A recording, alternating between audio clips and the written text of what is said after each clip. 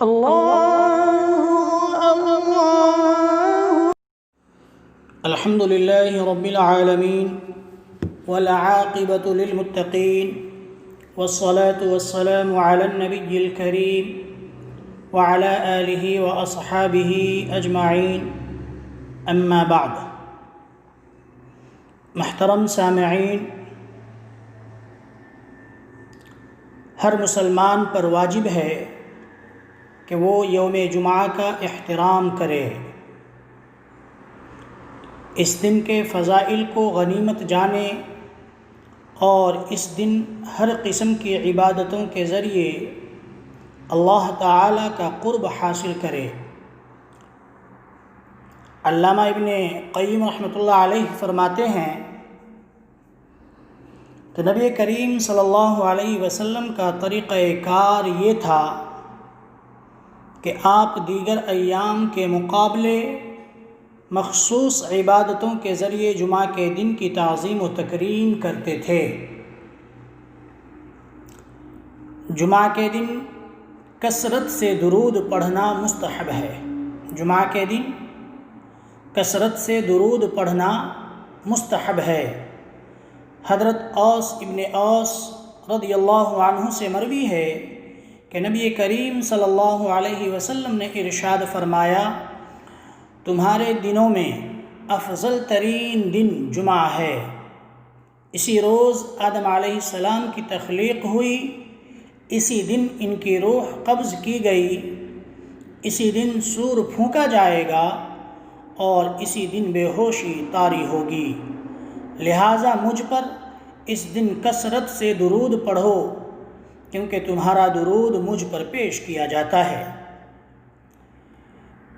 حضرت ابو سعید خدری رضی اللہ عنہ سے مروی ہے، نبی کریم صلی اللہ علیہ وسلم نے ارشاد فرمایا، جس نے جمعہ کے دن سورہ کہف پڑھی تو اس جمعہ سے دوسرے جمعہ تک اس کے لیے نور کو روشن کر دیا جاتا ہے۔ جس نے جمعہ کے دن سورہ کہف کی تلاوت کی، سورہ کہف کو پڑھا تو اس جمعہ سے دوسرے جمعہ تک اس کے لیے نور کو روشن کر دیا جاتا ہے۔ آپ صلی اللہ علیہ وسلم کا فرمان ہے کہ جب تم میں سے کوئی جمعہ کے لیے آئے تو چاہیے کہ غسل کرے۔ خوشبو کا استعمال کرنا، مسواک کرنا اور اچھا لباس زیب تن کرنا جمعہ کے آداب میں شامل ہے۔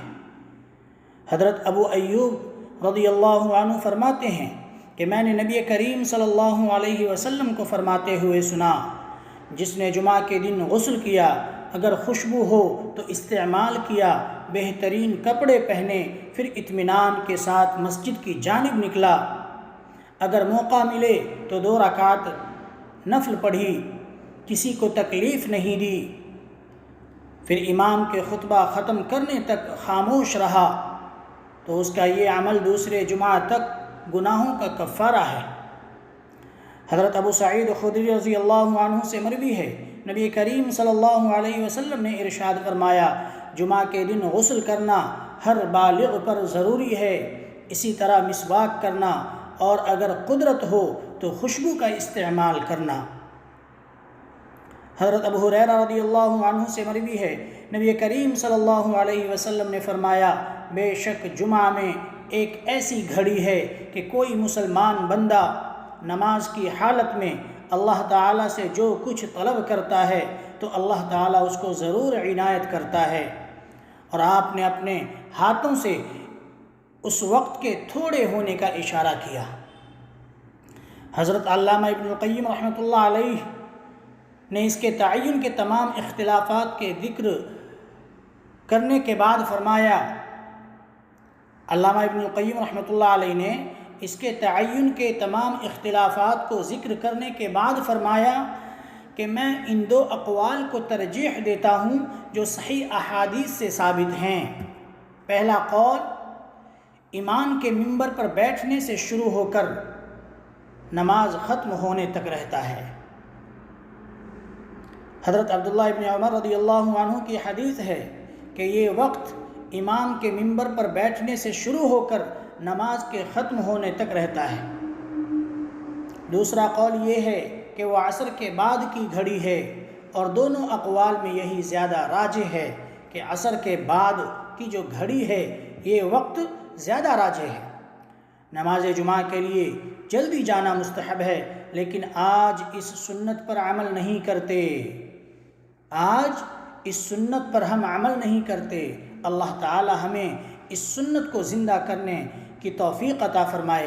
اللہ تعالی اس سنت کو زندہ کرنے والوں کی زندگی میں برکت دے۔ آپ کا ارشاد گرامی ہے، جب جمعہ کا دن ہوتا ہے تو مسجد کے ہر دروازے پر فرشتے کھڑے ہو کر پہلے آنے والے کو پہلے لکھتے ہیں۔ سب سے پہلے آنے والا شخص اس شخص کی طرح ہے جس نے اونٹ قربان کیا ہو، اس کے بعد اس کی طرح جس نے گائے قربان کیا، اور اس کے بعد جس نے مینڈھا قربان کیا، پھر اس کے بعد آنے والا اس کی طرح جس نے مرغی قربان کی ہو، پھر اس کے بعد آنے والا اس کی طرح جس نے انڈا صدقہ کیا ہو۔ اور جب امام نکلے اور ممبر پر پہنچ جائے تو وہ اپنے رجسٹر لپیٹ کر ذکر سننے آ جاتے ہیں۔ تو جمعہ کے دن مستحب ہے کہ امام کے خطبہ کے لیے آنے تک لوگ نفل نمازوں، ذکر اور تلاوت قرآن میں مصروف رہیں۔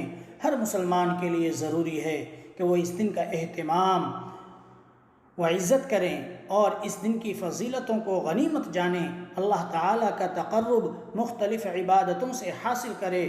اللہ تعالیٰ ہم سب کو عمل کی توفیق عطا فرمائے۔ مزید تلاوت قرآن، نعت و بیان اور دیگر دینی مسائل کے لیے ہمارے چینل کو سبسکرائب کریں اور نوٹیفیکیشن پانے کے لیے بیل آئیکن پر کلک کریں۔